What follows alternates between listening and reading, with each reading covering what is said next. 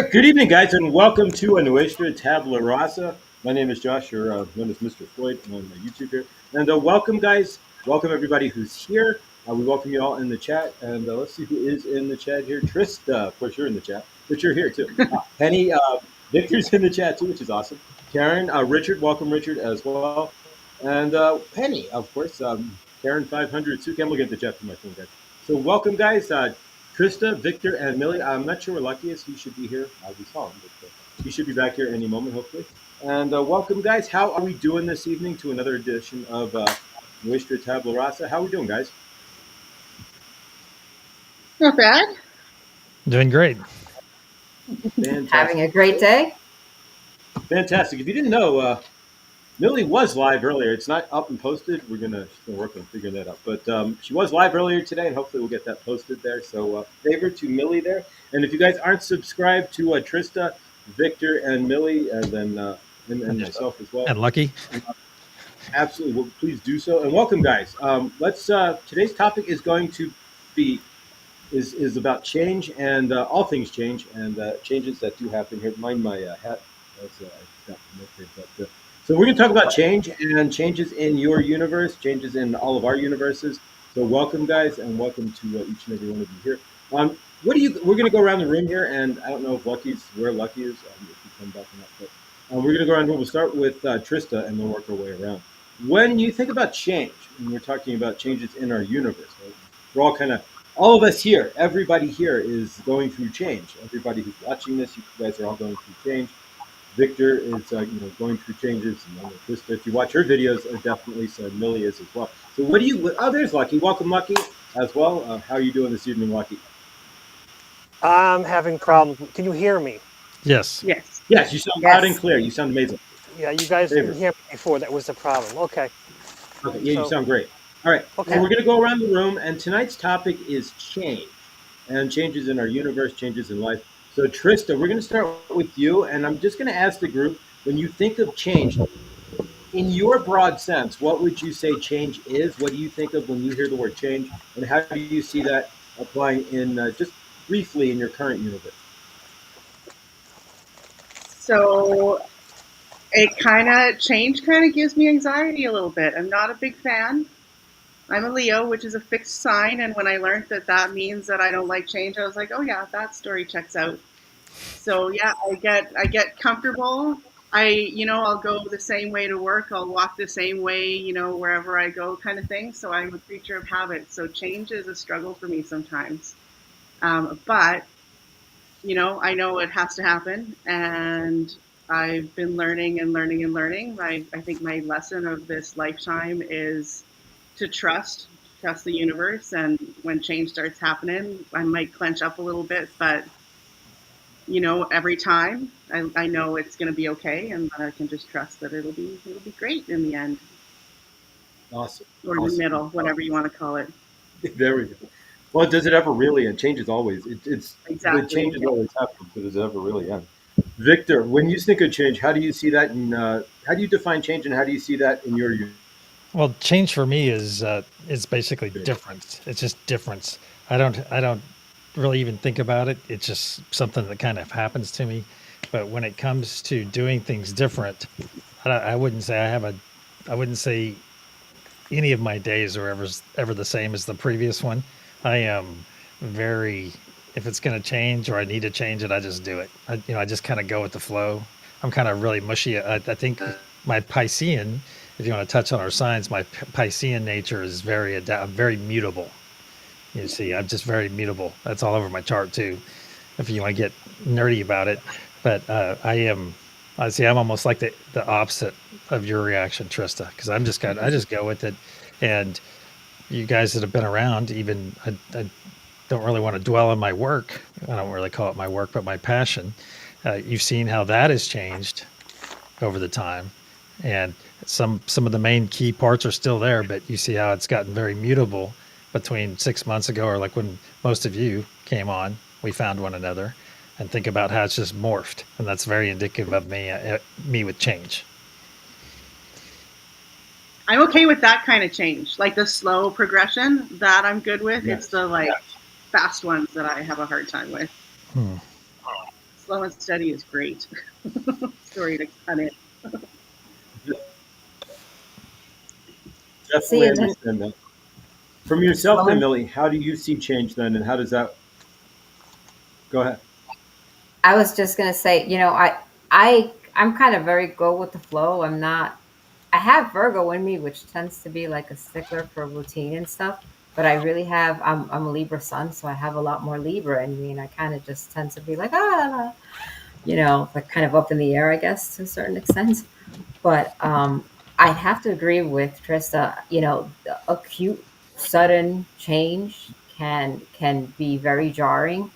Uh, but if it happens a little bit every day and it's kind of changing or evolving and you don't really notice it, then even though one would say, hey, that's a whole lot more change because she's changing something every day, I can do that as opposed to like everything changing from one minute to the other, and for me, nothing was a better example of that than when I got leukemia, because the kind of leukemia that I had was acute promyelocytic leukemia.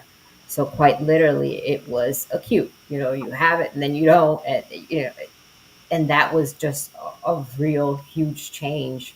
And I mean, I did it, but I mean, I had to be like put in a hospital to make me stop, because when I was showing symptoms at home, I was just, I'm sick. I got a flu. I'm fine. I'm fine. I'm fine.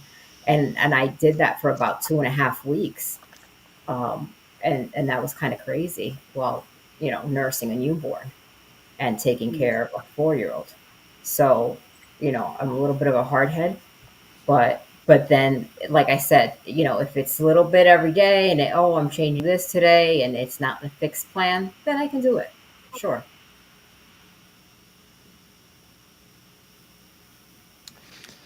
All Lucky. right. Yeah, okay. Change is, for me, change is inevitable. There's no choice in it. Change is always there. But when it comes to work, change just for change's sake without any logic to it drives me crazy. I don't have a problem with change. I do well with change, but I need logic to it. And I'm also more of a change driver where I like to be in Oh, control sorry, of guys. situations. Kicked off. All right, I'm back. Sorry about that. I got my internet kicked me off. So I did hear what you said there, Millie. Do we have Lucky with us? I don't see Lucky here. Yeah, Lucky was right in the middle of Did we telling us how lose he's a him? change driver. Yeah, I And just like to be in no, control I of don't see situations. Lucky here at all. So Oh, great. did he disappear on us, guys? No, he's here. He's in the middle of starting again. Go ahead, Lucky. Hmm. Okay. All right, so I don't Josh, just let see Lucky. let Lucky go ahead and tell us. So Can I talk? Because he's going to talk. Basically, I like to be in control of situations. I'm not control, then I get kind of freaked out. That's one of the problems with me. But I don't have a problem with change. I'll go with the motions. I'll be okay with it.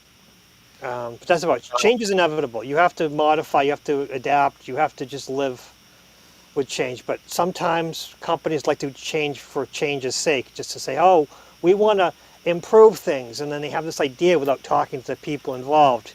And that's when it gets on me. And that's when I need to take control and come in and say, hey, I don't mind the change, but here's where it kind of, rocks the boat. Sometimes people think that they're helping, but they make things worse. And that kind of change is a problem. And that's when I'm also a Pisces, but I feel that Pisces are all crazy, and I know for myself, I am absolutely batshit crazy. Um, I resemble that remark. I mean, yeah. disassemble something. So, I mean, my wife is a Scorpio, and I say that Scorpios, you do, and then they'll take so much, and then all of a sudden, then they'll smash, they'll attack. I think that's what Pisces are, because a lot of times we take a lot, and then all of a sudden, at some point, we just say, this is ridiculous, and then for me personally, I will take a lot, and then I will overreact to knock things back into what I feel is normality, but that tends to get me into trouble. But I can deal with change. Especially when things are going crazy, I'm doing very well. But when things are normal and calm and relaxed, that's what I get. Like I'm always looking for what could happen. Like, how do I prevent any problems from the future, which causes other situations. Because looking for problems is one of the worst things you can ever do. Yeah, because you're going to find them. They're gonna find them always. I can always find the problems, and I bring them up, and they go, wait, what? How do you know about all this problems? We were involved, and I'm like, no, here, and I, can trace everything, but yeah, sometimes the people who bring out the problems are the ones who get blamed for it. That can Yeah. be sometimes. It's But funny that you said that about taking a lot and then snapping because my mom's a Pisces and my dad's a Scorpio. oh, good. It's a good And pair. yeah, they actually are a good pair. I mean, 54 years it's going to be in November and it's still there, you know. But a little bit like Edith and Archie. Oh yeah. They're quite a pair. But my mom's like that. My mom will just tolerate and take and whatever, and then all of a sudden she snaps and she goes batshit crazy, and it's like, oh my god, get out of the way, don't mess with her. And she's Whereas a my Scorpio? dad's just she's the Pisces, Oh, and she'll just let him. Whereas the Scorpio, and my dad was a Scorpio. I was married to a Scorpio. Like a Scorpio right away is gonna put a stop to it right away. Like no, no, no. Like, they're gonna tell you just how they feel right away. Whereas I see my mom, she'll go with the flow, until she just flips out. those two signs together can make. Well, Lucky can tell you about it, but I would say that those two signs probably complement one another very well. They do. Yeah. They do. Or it's dangerous because we have when we're together at parties and everything, it's like, always this subtle intuition thing about what's going on, and I know when she's had enough. Because for me, I don't want to go anywhere. I don't want to go to a party, but I go to the party with my wife, and I know when she's ready to go, that's when we can go, and I can intuition know she's ready to go without her even saying a word. But yeah, that's the thing, Very intuitive. Yes. I was going to point something out too. We talk about how change, an abrupt change, but think about something that rarely changes. And if it does, it's by very little. Well, unless somebody gets radical, but think about our food. And I'm not trying to get sidetracked on all the BS they put into them and stuff like that. But what I'm talking about is how often do we change the way we eat? How often do we change actual recipes? And it's hardly ever. And you would think that we would be a little bit more enthusiastic in some way. No, how am I trying to say this? Our food is very normalized and rarely changes. Because think about how many times you eat the same thing, and you will have that same jalapeno and sausage pizza 3 times in the month, and you'll have it 3 times the next month and the next month. Now, are we comforted in the taste and not require any change, or is it something it's something food being that one constant in our life that rarely ever changes unless you really, really want it to change. So maybe that is like that's our bastion of non-change to kind of keep ourselves focused, or any of you operating on something like that. You see? So you have this. I'm asking all of you to think about it right now. Think about, do you have some kind of bastion of no change that keeps you, hey, there's my safe space, in a sense? Well, even because I've changed my diet several times throughout my lifetime, because I started, with a normal whatever diet with my family. And then in 2001, I went vegetarian. Then I kind of added fish back. And then I went vegan for like 6 or 8 years. And now I'm pescatarian again. But it's interesting because even through all of those changes, because everyone will be like, well, as a vegetarian, why do vegetarians want things that look like meat? Because we want the recipes from our childhood or the recipes that we know. You know what I mean? Like, we're going to look for like ground beef replacements because you want to make this casserole or whatever. So in that respect, I think that, yeah, like I see what you mean about not wanting to change your food. And I think for me, it's comfort, and it's, knowing how to make that, and knowing that it's going to turn out good and that I'm going to like it. And if I experiment, you never really know. So I think that's kind of how I think of that aspect. So what is your so do you, oh, so is food a bastion of non-change for you? Probably both, Yeah. because it's changed, but yet it's still similar. So I guess a little from column A, a little from column B. And if it's not food, what is it? Because the question was, if it's not food, then what is your bastion of no change? Or do you think we even need them? Or is it just everything changes all the time? So, Millie? Well, starting with the food thing, I think that there's certain foods that are comfort food that I don't want them to change, and I have an expectation that when I have that food, it's going to fill me or fill a place in me that is requiring that emotional connection to food that brings me comfort, whether it be through memories or Or no just change? because I like it, right? Where there's no change. However, I can tell you that I'm a very good person where, like, yeah, it's nice to have like the restaurant you go to every time, but I don't like to go to the same restaurant every time. I don't like to be so predictable. And I like to try a different place, and unless I'm starving, I'm willing to take that gamble and try a different type of food or whatever, because at the end of the day, if I really don't like it, I could just leave or get something else. Mm-hmm. So, so I'm flexible. Uh, Oops. what things don't I like to change? That's hard because I think that so many aspects of me have changed. Uh, but I think that maybe my morals, like no, because even my core beliefs have changed. That's hard to say. I think that every part of me has changed, to be honest with you, Hmm. whether it be an easy change or a hard change. So I think that would be a different way to look at it, whether it's changed because of my doing, because I don't like it anymore, or it's changed because I was out of control and then forced to make a change. And Hmm. I have a problem with being told what to do. So when it's something that's forced on me, I have a harder time with it. Mm. Interesting. So yeah. All right, Lucky.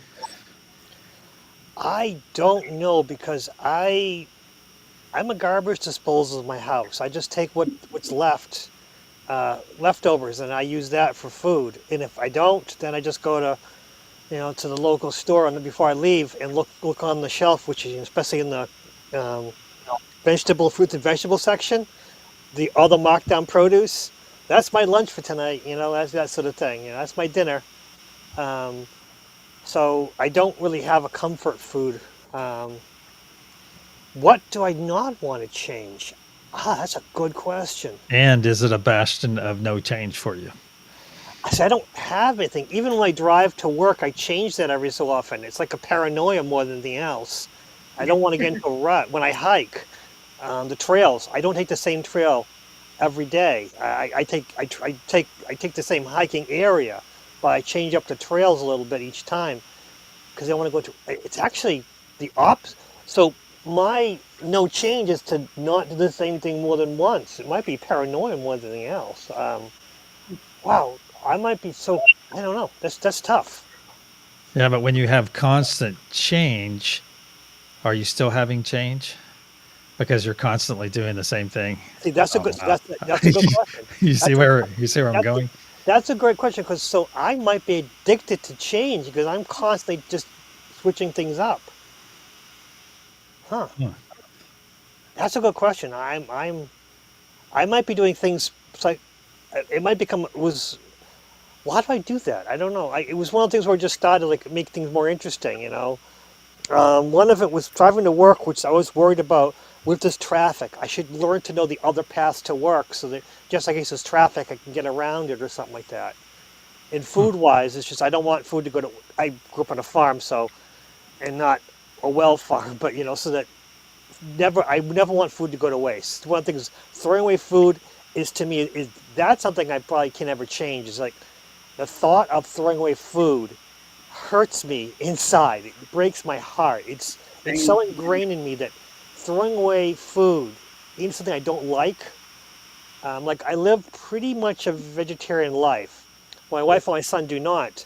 But rather than going bad and them not eating it, I'd rather eat the meat rather than waste the life of that animal that with them, because Sure. to them it's just my wife and my son have a different mindset, which is kind of weird. But I think I just growing up in a lower middle class kind of lifestyle where we lived well, okay, but never waste, never ever waste. So maybe that's I'm so stuck on the same thing as that I never want to waste. It is ingrained in me to try not to waste. Which is good, but it's also probably coming from a place of lack. And I do the same thing, and I think about that quite often. I agree. I agree. I Yeah, agree. yeah. And I think if we shifted to like appreciation and gratitude instead, that could be helpful, which I just thought of right now. But Yeah, Hmm.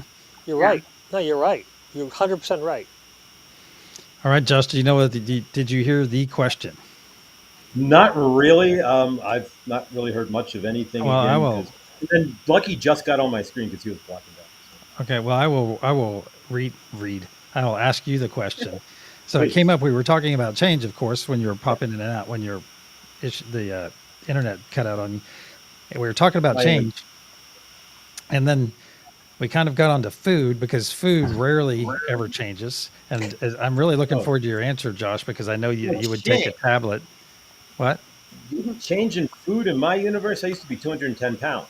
I used to Okay. eat anything and everything. I consider myself. I would literally when I hitchhiked and stuff. I was the opportunivore. Right. We have a herbivore and an omnivore. I was the opportunivore. You want to feed me? I will take any advantage of it. Now I probably eat less than 1,000 calories a day and only eat once a day.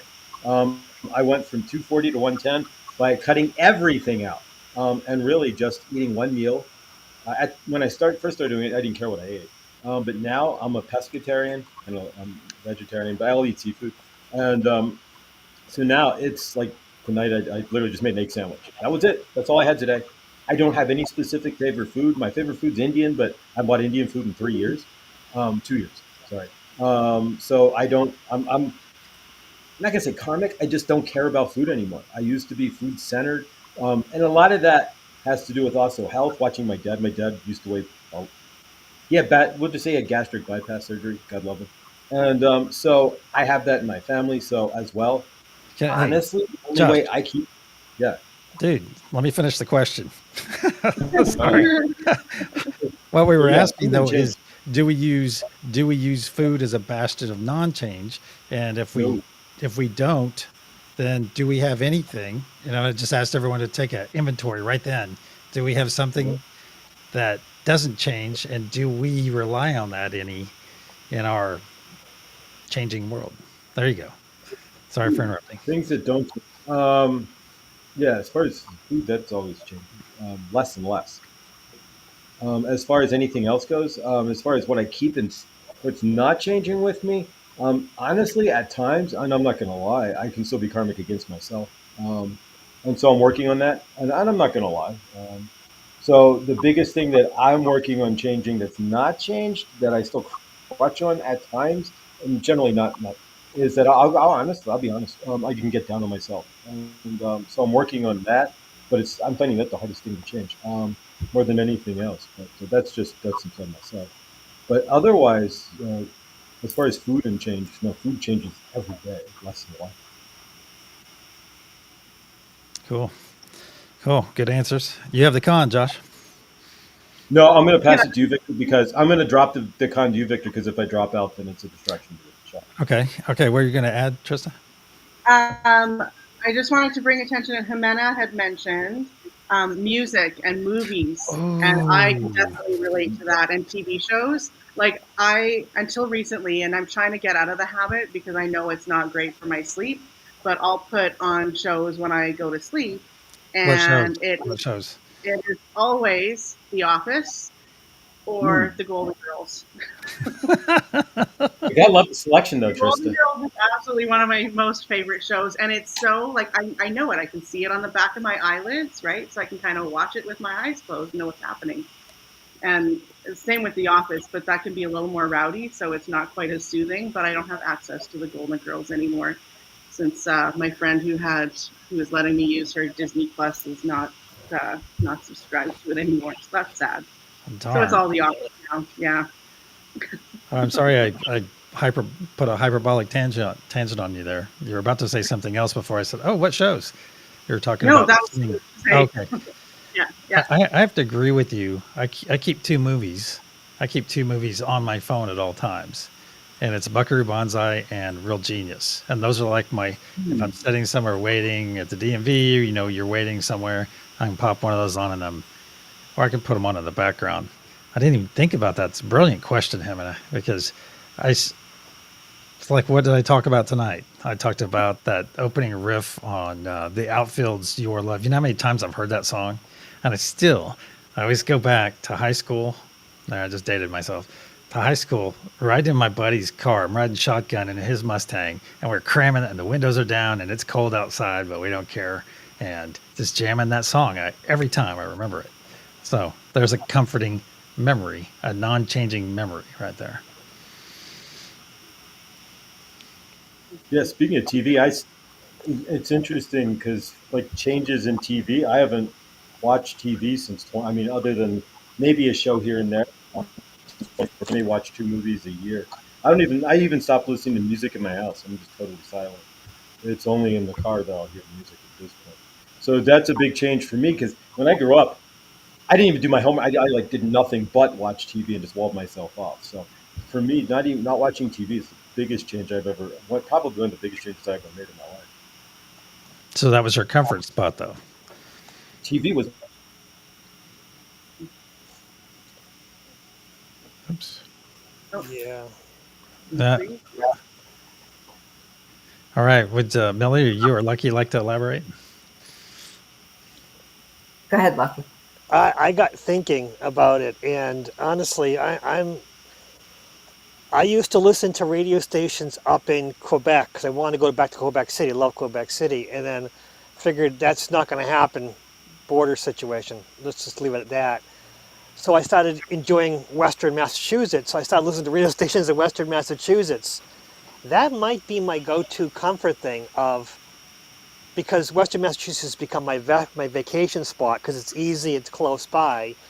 So that might be the thing that I don't want to change is I listen to a radio station. It's the 80s and 90s music, which I love, and they give me information about what's going on over there, so I can drive hour and a half, 2 hours to check out anything they might have over a weekend if I decide to do that.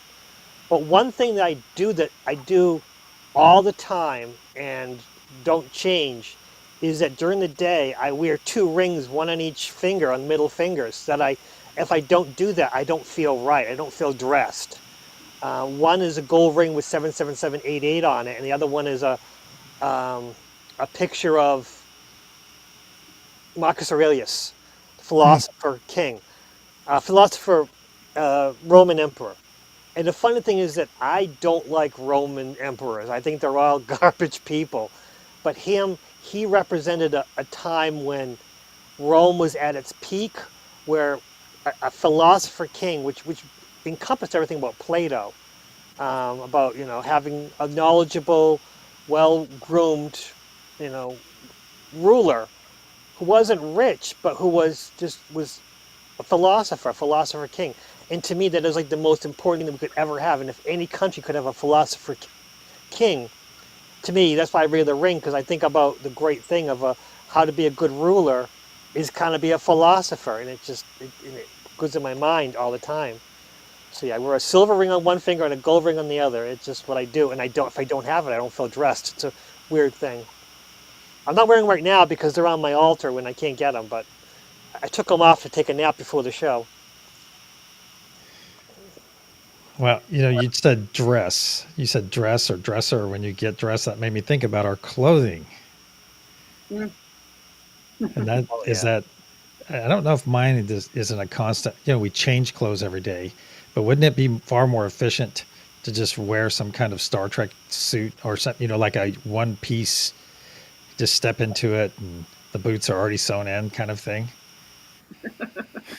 Well, think about Einstein though. Operated at that certain level, and he would had 7 pairs of the same suits and shirts and everything. Had enough to get through a week or 2 weeks or something, and he had to put zero thought into that. But he has the comfort of knowing that he has zero thought to put in there. So, and there's no change right there. That's true. It's like Warren Buffett. He does that. Yeah, I think I've heard about that from him too. A lot of rich people, even yeah, Musk does the same thing: t-shirt and jeans. If you go in his closet, all black t-shirt and jeans. Yeah, maybe Steve Jobs, I think, was that way too. 'Cause that's what Richard put in the chat. Yep. Huh. Oh wait, Victor equal. What? Oh, to my point. Okay. Wow. That's so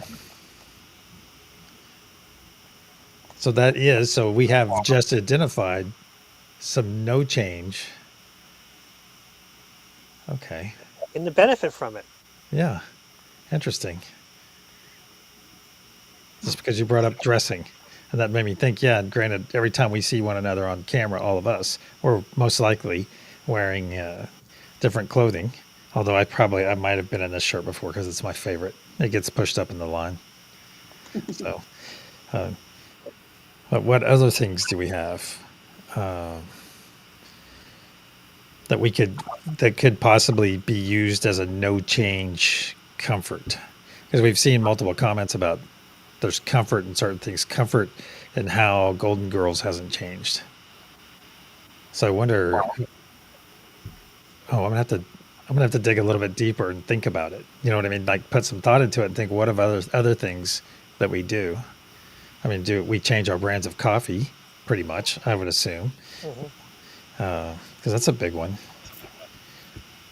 Well, how about any smokers? Do we have any smokers or former smokers? I'm a former smoker. Okay, so did you always stick to your same brand? For the most part. Former. I mean, I was young when I started, so you go from ultra light to medium kind of thing. So other than that, though, I think I stuck to the same brand most of the time. Yeah, I was a No, smoker at one point. I smoke whatever's on sale. And so, see, look at Josh I smokes smoke whatever's whatever on was sale. available. And we'll get to Lucky here in a second, but Yeah, think about that. Funks, Marlboro. Well, not whatever was on sale. I have my brands. It was either Camel Parliaments like P-Funks or Marlboros. But I started, and Trista's right. I started on Camel Special Lights and then moved to Marlboro Lights and then mediums. Cool. But if Camels were on sale, I don't care.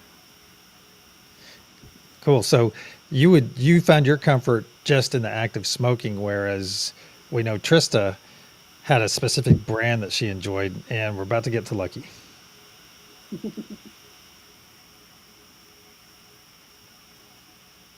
So what, do I go? Yeah. So you're about to tell us about your smoking experience. I used to jump. Dunhill was my favorite, and then I got into American Spirits, and then I went on this craving for a while that I was buying cigarettes from different countries because I was a tobacconist. Because me and my friends used to smoke cigars, and they used to have cigarettes from different parts of the world, and I just started going through those. Because I was not a heavy smoker, but I was an insane smoker where I would smoke twice a day or sometimes 3 times a day. But those cigarettes twice a day or 3 times a day would hit so hard that I was addicted to the waiting, and it was called intermittent fasting for smoking. So, Wow. but yeah, I was looking for the right cigarette because I could tell the taste and everything. I was absolutely insane for that. But it was with things like, Dunhill was always my favorite, and then American Spirits, the Black Pack, which was, no one should smoke the Black Pack American Spirits. That stuff is heavy. But then I would go to the yellow, the lights and stuff like that, and the blues, and yeah, I had a whole thing going on, and I would change. I would never smoke the same thing over and over again because I was just looking and seeing how they changed differently. I think I might be insane. I think I might be craving the change. It might become part of my makeup that I'm actually looking for change. Actually, Hmm. it's probably because of childhood that, I could never, because I was always, I had horses and I used to have the worst horses. And once I trained them down to be rideable, then they would go off to someone else and I get another horse. So it might be deep in my head that normality is that you don't become attached. You have to keep changing and, enjoy it while you have it and then keep moving forward, or you might lose it. I think that's I don't know. Now I'm psychoanalyzing myself that I keep changing everything. Hmm. But I haven't smoked in 8 years now, I think. Basically, I got the flu and basically I hadn't smoked in 5 days. And I knew that I think 3 days is the time for chemical addiction is to break off. After that, it's psychological addiction. So I figured, okay, I can beat the psychological addiction. It was actually, I quit a dozen times and failed each time. And the last time I succeeded because I had no record of it. I don't know my quit date. I know it's somewhere 8 years ago, but I don't know. Maybe. I don't even know. I'd have to look it up. But again, I don't know the quit date. And that was the only way I could quit. All the other quits, I had how much money I saved and how many cigarettes I'm not smoking and how healthy I am. I had an app and everything. But the one quit that worked for me, which I don't advise anyone else to do it because who knows what happens with them, which is basically just forget about it, put it aside and don't record it and just walk away. It was the only quit that worked. Everything else was saving money and saving life and feeding for your family and everything, all the good things you do. And it never worked. But So forgetting about it did. you changed your paradigm on it. Look, that's awesome. So you changed the way you approached it, and then you got success out of it. Like everything else, I have to find my own way because other people's ways never work with me. So I have to have an all new way for it to work. And I always tell people that, because they ask me, "How did you quit?" I'm like, "It's not going to work for you. It's Yeah. too crazy. It's too ridiculous. You have to forget it." And most people can't forget their quit date. They're proud of their quit date. For me, I don't know what it is. Still don't know what it is. For me, my quit date is what has kept me going because it was beautiful. July 7th, so 7700, because I quit July 7th, 2000. And Wow. I loved that.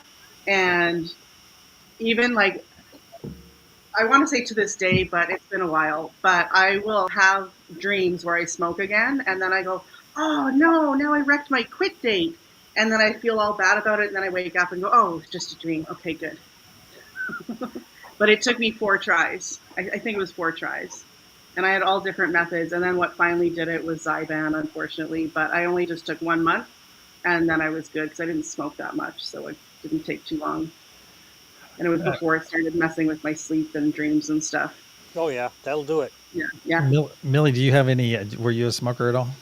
No, I didn't like the smell of it. I didn't like to smell it on my hands, on my clothes, and like so. I did in high school. I would try. I tried Dunhill actually. I had one of my friends that they looked elegant.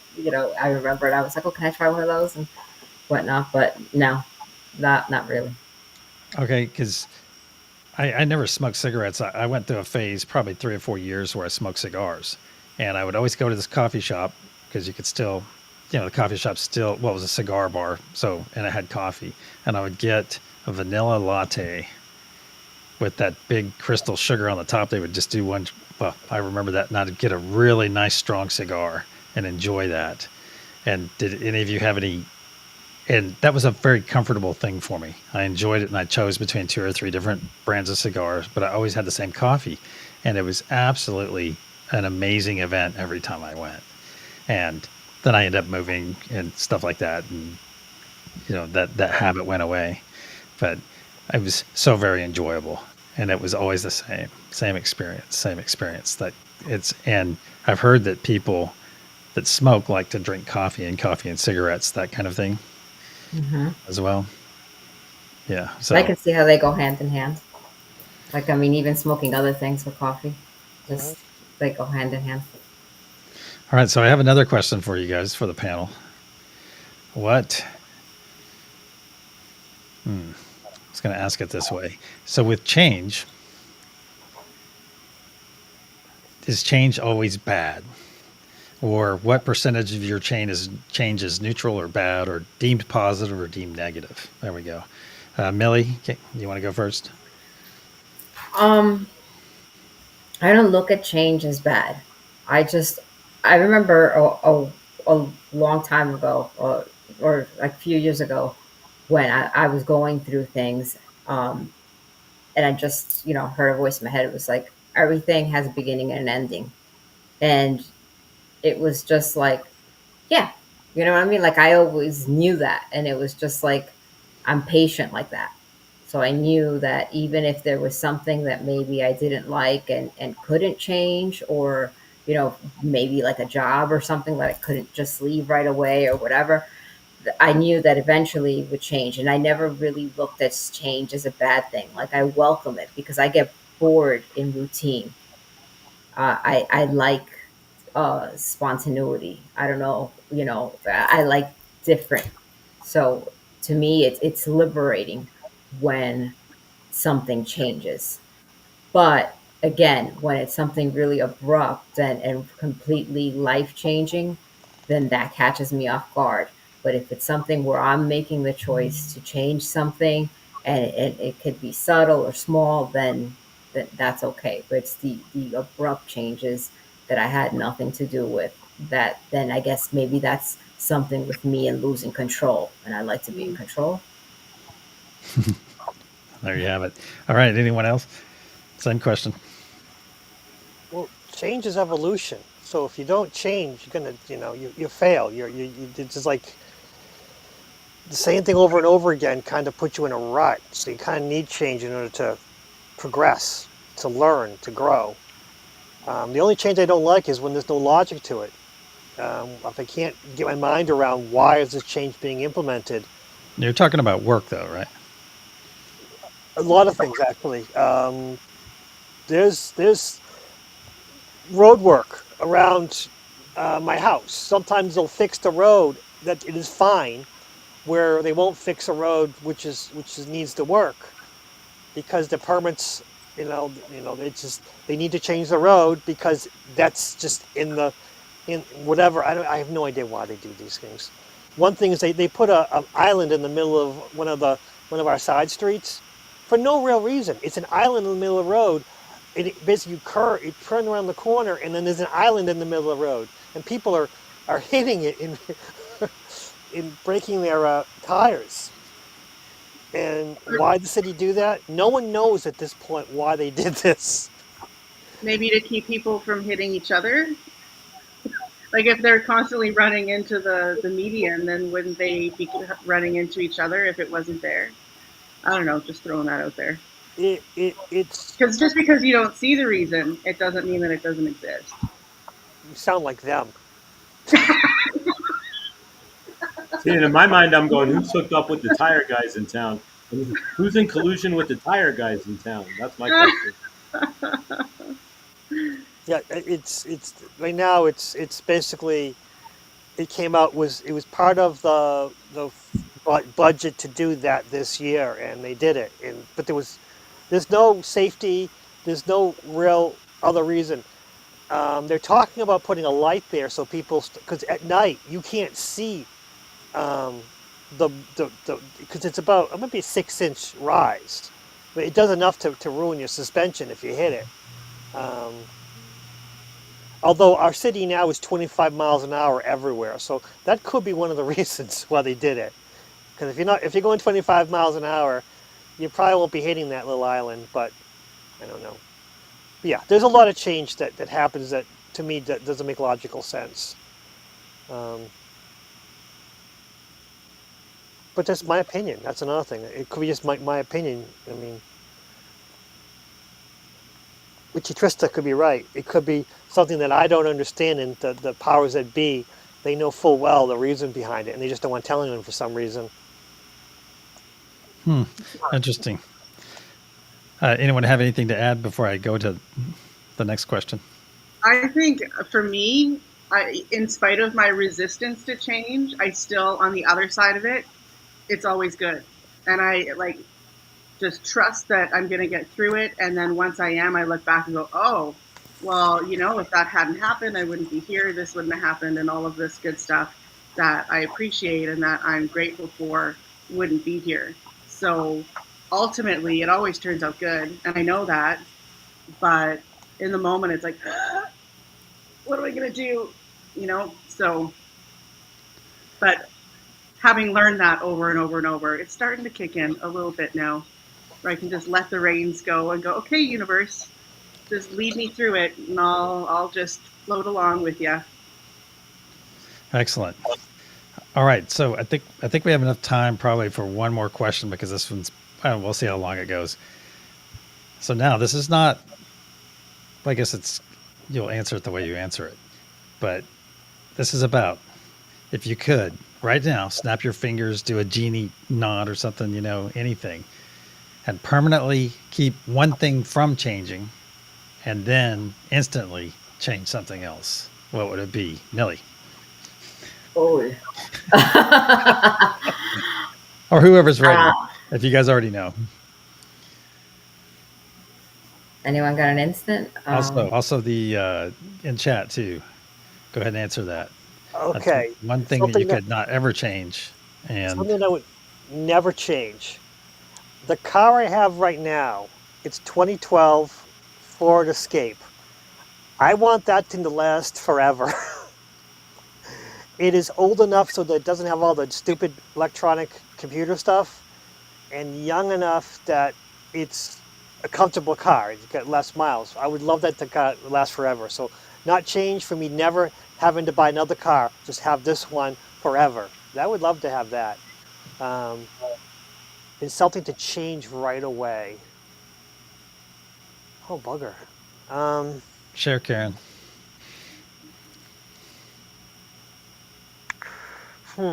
Something that I would like to change right now. Maybe for me to slow down. I'm always so active at work and home. I never stop until I lay down to go to bed. So I'm always move, move, move, move, move. If I could slow that down, if I could turn myself to half speed, I'd be much better off. Um, the only time that happens with medical intervention, and I don't want to do that all the time. Oh, we're getting some interesting responses in chat too. Here, I'm gonna put this up. Sorry for covering up your face, Millie. Well, I'm doing mine It's all too. good. So there you go. There you have something that's not changing, and it's a very positive. Or wait, I would change. There's a change that is very positive. Yeah. Okay. Interesting. All right, Trista. I think I would want my cats to live as long as I do. Oh, that's a good one. That's a great one. And if I could go back and have Huxley back, I would want that. But yeah, I think that would be mine. What I would change, that's a tougher one. I mean, I think I know, but I don't want to say it because I don't know who's going to watch this. I think most people who know me know what I'm thinking. Hold on. Oh, I totally do.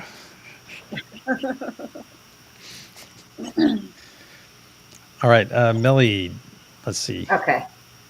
I would say that I would change my choice by having, or not my choice, my financial abilities to create different things for myself right now, different opportunities. And the thing that I wouldn't want to change is my ability to always be open minded. I don't want to ever become too rigid or anything like that. I always want to remain open minded and be able to see Don't want to get things the curmudgeon. way. Yeah. All right, Josh. Well, the number one thing I would probably change, and I'm still working on changing this now, seeing, and I kind of didn't realize it until I realized what I've been doing my whole life is living the small story that keeps me fit to the brokenness of myself. So changing that is the one thing that I'm definitely haven't been able to change, and I'm working on changing. One thing that I definitely won't change is my empathicness. I'm happy to be empathic I'm happy to be helpful to people and to be that open, caring, loving universe. But yeah, definitely looking to big time change the small story inside myself that I just realized I've been living since age 2. Yeah. All right. So to answer my own question, I would say that something I would not change. I think it's very intriguing about your cats, Trista. That's a very good one. However, oh my gosh, the lessons I've learned whenever I've lost pets. Mm. It's not deemed positive in a sense, but oh my God, it is so absolutely beautiful. It's absolutely beautiful when we lose those friends of ours. And I think some of the magic would be lost in a sense, Mm. on some level. But boy, I'd love to have my old critters still here. That'd be awesome. However, so something I would not change. I would probably not change. I wouldn't change all the difficulty on the planet because some of it, I'd be smart about it, but some of the things, we need to learn, and I can't throw them off the top of my head. Like, okay, like a difficulty learning to swim. I think that's a very, very difficult. I mean, it's a very valuable thing that I wouldn't change. But there would be a lot of them. I'd have to throw it all. Since I only get to change one thing, I would change in everything that is those difficult times, but not the crushing times. I'd still keep a little bit of challenge out there. So I would not change those challenges that help us grow as people. And maybe actually, since we're all spiritual here, maybe not make them so ass kicking, sometimes. Maybe have one of those and that, hey, we're due one of them. But then the rest of them will just be nice and steady changes or nice and steady reminders or lessons. All right. So for the thing that I would change, and if snapping my fingers, right? So I would change the way our food is distributed. There you go. Because Josh makes a point every morning, every good dawning that there's enough food on the planet to feed everyone, and so on and so forth. But in my sense, I don't know what the answer is, but I would, if I could snap my fingers and make food more available for everyone on the planet, so nobody goes to bed hungry. Essentially, I would do something like that. I think. Yeah.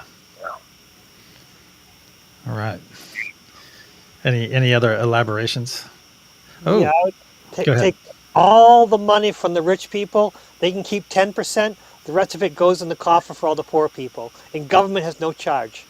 Some person who is like the Dalai Lama or someone, I can't trust anyone. Who can we trust to disseminate the money? I don't know. Us. Yes, we will disseminate the money. Yes, because that's a good point.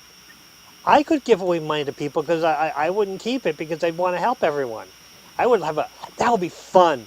That would be fun. Taking all the money from the rich people, they can keep the 10%, all the rest goes to me, and I get to give it out to people and help them out. I wouldn't give it with nothing. I'd make people, you know, can you be Like the responsible? Simpsons episode. Like the Simpsons episode when Mr. Burns is giving away money or someone's giving away money and everyone lines up with their demands. Yep. That's what I'm You seeing. You gotta be Ooh, responsible. You're responsible. I'd be a tyrant. You got to be responsible. Okay, here you look go. at this. Look at this. This is a good one. Ooh. Ooh. We can't have that because you can't learn.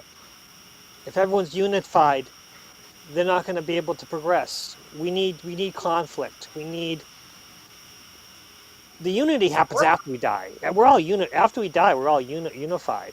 We came here not to be unified and to learn how to, but to put it takes away all the power. Takes all the reason to be here. I kind of disagree with you on that point right there, but we'll leave that for another But if discussion. unity was good, inevitable, it would happen more and more. Your channel would blow up through the roof. You'd have 100,000 subscribers, but people, they're so focused. You want to force unity on people? Well, I don't think it would be forced, though. I think that It just because I happened. mean, yeah, and we're on that path where we're getting more and more connected to each other worldwide, and if it's happening slowly, I do think that we're on our way there eventually. Yeah, I'm Even with you on that even too. yeah, even before like crossing over, because that's what the point is, right? If the point is to learn and to grow, then we're learning and growing and gonna get there, or at least that's yeah. Because we could still go through our individual lessons and still be unified. Because look at the big swing we've had even in most of our lifetimes. Look at the technology, how it's changed. Also look at the vibrational frequency of the planet in my lifetime has definitely increased. All right, it had to have because I increased it when I saw the light. When each of you saw the light, you increase the vibrational frequency of the planet. It happened to every one of us gathered here right now. And as we gain more and more numbers, I would say that yeah, the lessons are still out there, but they're becoming less and less and less important. Because when we're in, okay, say when we're evolving, we're in that consciousness. Right here is that gray area. And we could have said 5,000 years ago was down in the dark. So the light was like this and the dark was like this. The dark was over the big part of it. And as we get higher and higher, like all of us coming into the consciousness, so we're up in the light now, and the darkness is shrinking, and it shrinks and shrinks and shrinks. It'll always be present. So I think it'll always be there, but I think it'll shrink, shrink, shrink. Whatever the cycle is, the Kaya Yuga, or that's the Earth thing, but whatever the spiritual cycle is, will go up 1,000 years or 5,000 years and reach a level of enlightenment, and then it'll start going back down if you believe that that cyclic thing is happening, and then back and forth, and then we're getting lessons up and lessons down. Especially if I come back here, but I think I'm going to pick a purple planet next time.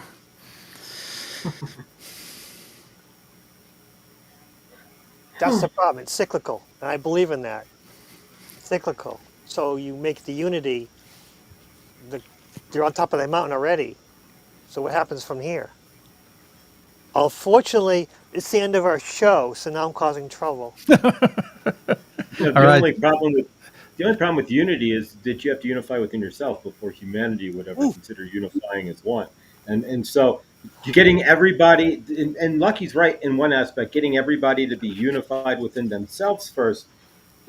But I mean, we're working on it. We're the first wave of unifying within ourselves as a bulk group of humanity. But to get everybody, that's why we're never good. Yeah, I think that a majority of humanity will at some point be on a unified state, but there are always going to be those people who are disunified, ununified. We're always going to have criminal, all those ununified energies, and we have to, in some aspect, like Lucky says as well, to realize even if that we're unified, we have to have at least one person who's disunified, just to stand in unification. So Cool. That's the point. That's the key that I wasn't even paying attention to. We need to unify ourselves first before we unify collectively. That's the answer. That's the answer that I wasn't aware of. That's the key to everything. perfect. Excellent. Hey, one other thing too, before you take us out, Josh, next week, I don't know if I guess you can give us an update if you're going to be here, but the topic for next week is, all right, for the upcoming show, since I will be the host, right? I'm the host, I believe. Yeah, I'm the host. And the topic will be, how do we interact with or deal with our spiritual frenemies? There you go. Yeah, Trista, I was just telling everyone the topic for next week. And Josh is about to take us out. Can you hear us? Yep. As far as next week goes, I will definitely not be here. I'm scheduled till midnight. So, but yeah, thank you guys so much. And I do apologize for my internet zip zapping in and out and in and out. And before I do come back on the air, which may not be, it definitely won't be next week. I do apologize. I'll be working, but I will definitely working on fixing my internet. So that's another thing. But thank you guys so much for being here, Trista, Victor, Millie, and Lucky. And you can catch each of them on their individual channels. But thank you guys so much for being here, all of you, as we unify as one on the Waystra here and to discuss topics of today. Victor will be hosting next week. So thank you guys. Appreciate each and every one of you being here. So much love and favor to all of you guys. And Millie, does anybody have anything left that they want to add before we do close out, guys? No, just I want to thank everyone for coming by, spending another night with us, and discussing amongst yourselves too. I was trying to catch all the comments. They look really good. And I love how everyone just interacts. Beautiful.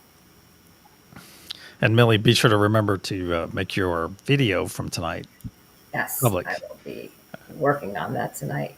And otherwise, Show I'm going to everyone say some fireworks. thank you guys and namaste to each one of you and out in chat. Thank you Just all. anything? Luck. All right, guys. Thank you so much. And thanks for being here, guys. Have a night as amazing as you all are. We appreciate you, and we will see you in the next, which will be next Sunday. Love you guys. Thank you, and have a great evening. Have a great week. Good night. Night. Bye.